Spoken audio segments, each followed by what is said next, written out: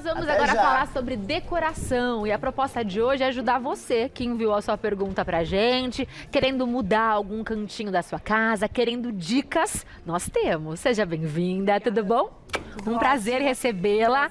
Quem está conosco hoje aqui para falar como você pode decorar a sua casa de forma simples e prática, porque a ideia é essa, que você dê algum toque, né? E consiga transformar o ambiente, é a Thaís Ruiz, que é arquiteta. Vamos lá, então, direto Vamos. para as perguntas, para os vídeos, para que você ajude a gente na prática, É pode uma ser? delícia, eu adoro. Vamos lá. Vamos lá, então. Pode rodar a primeira foto para que a gente entenda a dúvida de alguém que é do Rômulo. O Rômulo diz o seguinte: como é que eu posso esconder ou disfarçar o aquecedor da minha parede? Então, ninguém quer esse equipamento aparecendo, né? E às vezes o que a gente não sabe é que a gente pode sim colocar ele dentro de um abrigo, desde que esse abrigo seja ventilado e que não fique encostado no equipamento. E que o ambiente que isso vai estar, né? Precisa ter ventilação permanente. Mas assim, o equipamento já exige isso, né? Então a gente pode fazer esse abrigo. Esse abrigo pode ser de marcenaria, por exemplo. Pode ser de metálica também, né? Pode ter um mobiliário feito de chapa metálica, mas ele precisa ser ventilado e ele não pode estar encostado no equipamento. E isso vale também para ar-condicionado, certo? Sim, vale também para aparelho de ar-condicionado. A unidade externa e também a unidade interna. A gente pode usar essa solução para as duas coisas. E eu tive, num apartamento que eu morei, uma caixa, que eu comprei inclusive na internet, enviando a metragem, que era algo que eu cobria, mas sem perfurar a parede. Então eu só encaixava e tinha ventilação, porque esses equipamentos pedem, né? Exato. Essa entrada e saída de ar. Funciona assim também pro aquecedor, é a mesma coisa, a diferença é que o aquecedor fica no alto, aí vai precisar de uma infraestrutura para deixar ela presa na parede. Mas é a mesma coisa. Bem legal, muito bom. A Fátima tem uma pergunta porque ela mostra pra gente que a sala dela é pequena. E essa é a dúvida de muitas pessoas, né? Como é que nós podemos ganhar mais espaço sem perder o conforto? Então aqui 2 sofás, tem o rack, tem a televisão. Eu acredito que a Fátima queira manter todos esses móveis. Mas o que ela pode fazer para dar uma sensação de que essa sala é maior do que é? Então, a gente precisa entender que em ambientes pequenos, eles funcionam melhor com cores mais claras. Então, quando a gente quer a sensação, a medida não vai mudar, mas a gente quer dar essa sensação de que o espaço é maior do que de fato ele é, a gente precisa usar tons mais clarinhos. Então, a minha primeira sugestão seria trocar os tons que tem ali. Essa parede escura, então, você tiraria? Exato. Posso chegar aqui Pode, perto? claro que licença? sim. Essa parede aqui, eu acho, na minha opinião, essa cor ela não está favorecendo, porque o ambiente é pequeno e traz essa parede para frente. O efeito é muito parecido com o vestuário. Então, para a gente deixar essa sala com uma aparência de que ela é maior do que ela é, a escolha de tons mais claros vai ajudar. E esse azul mais forte está vindo muito para frente. E uma outra questão que eu acho importante da gente falar é que às vezes a gente coloca no ambiente, por uma definição mais intuitiva, o conjunto de 2 sofás, porque durante muito tempo a gente aprendeu que a gente ia comprar assim, né? Mas daqui nessa sala a gente tem lugar para 6 pessoas sentadas, mas eu aposto, só 2 pessoas assistem televisão aqui, por conta da posição que tá. Então o ideal seria a gente ter uma quantidade de móveis aqui reduzida, para de fato poder organizar onde pelo menos 3 pessoas ficassem sentadas. A gente já ganhou uma, como aqui deve acontecer no habitual. Quero mais assentos, de repente substituir um sofá por uma poltrona. Isso. Aqui você fez uma simulação pra gente? Foi. Aqui eu fiz uma simulação do que eu acho que como essa sala funcionaria melhor. Então a ideia é que a gente troca a TV de lugar, então passa para outra sala, do lado ali do acesso da escada. Você trocou de parede, então? Troquei, isso. E aí a solução do sofá de canto ou em L, porque assim a gente conseguiria, já que a pessoa gosta de assistir televisão deitada, tem um canto para deitar, mas ainda aqui a gente tem pelo menos mais 2 lugares. Esse seria um layout que deixaria essa sala com essa sensação mais aconchegante e com mais espaços para pessoas utilizarem mesmo. E aqui você trouxe também a sugestão com a poltrona e uma mesinha de centro. Isso aqui é para mostrar o que a gente deve evitar na configuração do layout. Então, é mais interessante para a gente ter um sofá só menor e uma poltrona do que ter os 2 um de frente para o outro ali. Então, aqui eu consigo, trocando a TV de lugar, ter a visibilidade de todas essas áreas, e aqui eu já tenho 2 pessoas que vão deitar e vão assistir essa TV. né? E aqui outras possibilidades para a gente pensar nesse mesmo cenário. Então, sofá de canto e aí evitar essa sobreposição aqui, porque aqui a gente mata um lugar também. E fica pesado. Volta uma foto, por favor, diretora, que é a foto do que você projetou. Incluir uma planta, incluir verde, deixa esse espaço com uma sensação também de mais aconchego, fica maior. Ele traz vida. Né? A gente precisa deixar esse espaço humanizado. Então, a planta ela tem esse poder de deixar esse espaço mais vivo, mais humanizado, e aí o conforto ele vem junto, porque nós somos visuais, né? Então faz muito parte do conjunto ali. E você não roubou nenhum espaço porque colocou justamente nesse cantinho que ficaria vago. Exato. Com a união do rack e do sofá. Muito legal, curti. Próxima dúvida é da Nadine. Ela gostaria de manter a coleção de livros que ela tem, são vários, como vocês estão vendo, mas ela precisa de mais espaço. O que você sugere que ela faça? Então, a Nadine tem uma coleção de livros, que é uma coisa maravilhosa, né? E acho que eles precisam de uma casinha especial, de fato, para eles deixar eles mostrar, colocar para jogo, porque é um negócio muito bacana. Quem gosta de livro quer deixar exposto.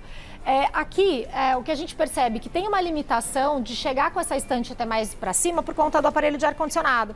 E o que muita gente acaba não pensando como uma possibilidade é que a gente pode subir essa estante toda e deixar um nicho para ter o equipamento do ar-condicionado. A gente precisa ter alguns cuidados nessa solução, que a gente não pode encostar o painel de estrutura desse nicho no equipamento, então eu tenho que ter um espaço embaixo e ter um espaço em cima, mas eu consigo configurar essa estante nessa parede inteira e aí ela vai ter, consequentemente, mais espaço para colocar os livros dela. Você consegue, então, fazer uma marcenaria que também abriga o ar-condicionado. Exatamente, a gente faz aqui um espaço para ele e eu consigo subir essa estante até o teto e eu, por consequência, vou ter mais espaço.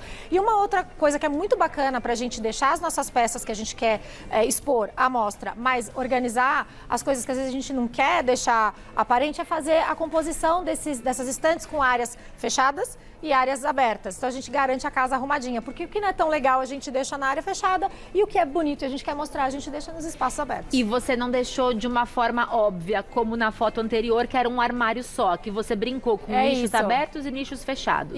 Isso dá um movimento pro móvel e não pesa a solução estética. Esse movimento vai deixar essa solução mais fluida, mais leve. A madeira, ela tende a pesar um móvel desse tamanho? Há outros materiais que são mais bem-vindos ou não? A madeira pesa dependendo do tom que a gente escolher. As madeiras mais escuras vão ter essa característica. Mas aí a sacada de você tentar fazer o móvel sem fundo, porque aí você deixa ele mais leve. Naquela imagem do croquis, o fundo é a parede com uma pintura. Então, automaticamente esse móvel já vai ficar mais leve, mesmo tendo uma escolha de madeira bem escura. Porque a gente vai ter o contraste com a parede do fundo, que pode ser do branco até uma cor que vai dar esse conforto visual, não vai deixar essa peça muito com cara de biblioteca antiga, que para quem gosta, ótimo, mas se não é a ideia, tirando o fundo, mesmo com uma madeira mais escura, a gente vai deixar esse móvel mais leve. Próxima pergunta é da Camila. Sim, Camila Galete gostaria de mudar a sala da casa dela. Ela cansou dos objetos que ela tinha. Então a ideia dela é modificar essa sala, deixando esse espaço mais colorido. Ela tinha esses quadros, cansou dos quadros, mas ela quer agora uma ideia que mantenha esse espaço bonito, aconchegante, mas uma nova proposta. Uma honra poder, dar uma opinião sobre a sala da Camila. Bom, a sala da Camila está muito bem resolvidinha. E eu acho que quando ela fala que ela quer dar uma cara nova, ela quer cor, uma coisa que a gente às vezes não lembra, a gente pode pintar os móveis. Então a MDF aceita pintura, MDP, até a madeira mesmo, ela aceita pintura. Então eu trouxe algumas soluções aqui de coloração para mudar totalmente a cara desse móvel. Então com coisas muito simples a gente consegue mudar. Uma outra coisa que eu faria na sala a gente tem um conflito de informação aqui por conta do pendente bem na posição dos quadros. Então eu acabo não vendo a girafa que está ali. Tá cobrindo a girafa. A ideia de ter o pendente é maravilhosa. É uma peça de design ali no meio, ela tem um peso, acho ela maravilhosa. Se a gente não tiver o quadro naquela parede, tiver uma outra solução que dê volume para ela, que pode ser, por exemplo, uma parede de tijolinho, que é um coringa, sempre vai muito bem. Ainda está na moda tijolinho? Porque por muito tempo a gente... Não vai sair. Não sai? Não, o que a gente tem é variação sobre o mesmo tema. Então, assim, mais claro, mais escuro, preto, cinza, branco. Ele é atemporal. Não mais aquele tijolinho clássico, que foi uma época, né, que todo mundo colocava. Eu tive em casa, amava. Agora a gente tem umas variações muito interessantes. Para quem já tá mais, assim, cansado, quer uma solução um pouco diferente, tem a coloração diferente, mas o terracota tá super em alta. Lindo mesmo, muito bonito. E aqui esses materiais, que tipo de material são esses que eu posso revestir? Desculpa. Então, eu não quero o tijolinho porque eu não quero obra na minha casa. Existem as pinturas especiais. Então, aqui é uma pintura especial com a coloração do terracota, que lembra o tijolinho, que vai dar essa característica mais de impacto para a parede. E nesse caso aqui, ela tem até uns brilhinhos bem sutis no fundo, que dá uma graça, né, extra. Verdade. Bem discreto mesmo. É bem discreto. E é linda a cor, né? É uma cor aconchegante. É uma cor que faz muito sucesso porque ela dá essa cara de casa, de conforto, de abraçar a gente. Eu particularmente gosto muito. Tem a questão de gosto pessoal, mas a gente está falando também de tendência aqui, que são cores que estão bem em alta. E aqui as outras opções de coloração, para a gente entender mesmo, né? Precisaria ter uma conversa mais profunda para a gente entender qual é a cor ideal. Mas como a ideia é colocar coloração, a gente tem várias possibilidades de cor no mercado para poder trocar a coloração dos móveis existentes. E uma outra coisa que certamente eu faria, eu sairia do óbvio no estofado do sofá. Pra gente ter uma graça, eu trouxe a solução de colocar o jeans. Olha que bonito. Que combina muito bem, né, esse contraste aqui. Que divertido que fica. Então, ele é um tecido que resiste, que é bom para a solução do canto alemão ali, que tem que ser um material que resiste, e com essa graça de algo não óbvio. Então, o jeans vai deixar esse ambiente jovem, gostoso, aconchegante. Gostei. Depois vamos perguntar se Camila Galete curtiu a ideia. Quero muito saber. Próxima pergunta é do Éder, que tem um escritório, mas ele precisa transformar esse espaço em 2. Então vamos ver como que a gente pode ajudar o Éder que quer deixar esse espaço maior, né? Otimizar mesmo esse cantinho da casa. Pois é, o Éder, ele fala que ele quer transformar em 2 e eu tô entendendo que ele quer transformar em 2 escritórios. Então ele precisa colocar 2 pessoas trabalhando aqui, né? Mas tá muito tranquilo de conseguir essa solução, uma vez que a gente já tem uma bancada aqui com uma característica quase que de um ponto de trabalho e uma mesa bem grande. Se essa for a ideia, a minha sugestão é chamar uma pessoa ou mesmo colocar a mão na massa para fazer a remoção dessas 2 gavetas para transformar isso aqui realmente num ponto de trabalho.